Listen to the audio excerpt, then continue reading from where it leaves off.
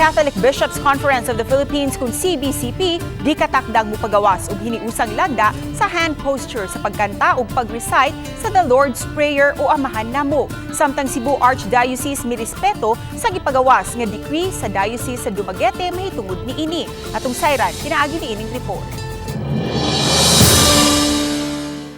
Atol sa pagkanta sa Amahan Namo sa Santos nga misa sulod sa Cebu Metropolitan Cathedral, managlahi ang gihimong hand posture sa mga nitambong.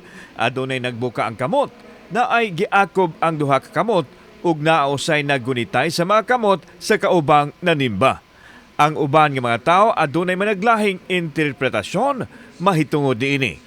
Sa una, high school, every first Friday mas sa Catholic school, then nami bago nga pari last year lang sa Leyte. Iyan na sang gi-introduce sa mga sa ana daw kaya ang pari erahang nag-ana. Holding hands, mag-holding hands sa kuslain. Holding Sa tapad. Kaya nga naman. To feel the presence of the Lord with the other mass-goers. Ampo ka. So, I don't think so necessary ang mga hand gesture. Basta ako, I put my hands down, then sing.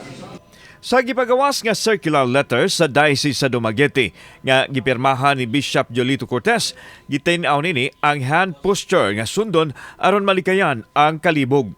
Gimando nini nga ang mga mutambong sa misa kinahanglan nga iakob ang mga kamot sa higayon nga kantahon ang Amahan Namo, samtang ang pari maoy mubuka sa kamot o orange posture. Samtang girespeto sa Archdiocese sa Sugbo ang gihimo sa ubang mga diocese kay matud pa adunay katungod ang matag pangulo sa simbahan sa pagmugna ug lagda. The bishop is the lawmaker in his diocese, and to me, the Dumaguete people should respect that. Giklaro ni Cebu Archbishop si Palma nga mag-agad sila sa lagda nga ipagawas unya sa Catholic Bishops' Conference of the Philippines kung CBCP.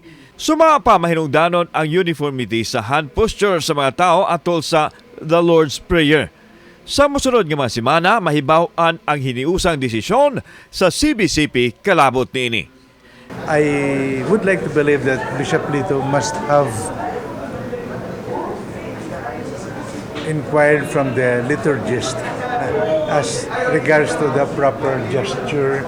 But just the same, I think, for confirmation so that it would be officially declared as the more recommended gesture all over the country. The essential thing is these are all expression of our faith in the Father, in God, and our relationship with one another. Kauban si Clover Lumayag, ako si Alan Domingo.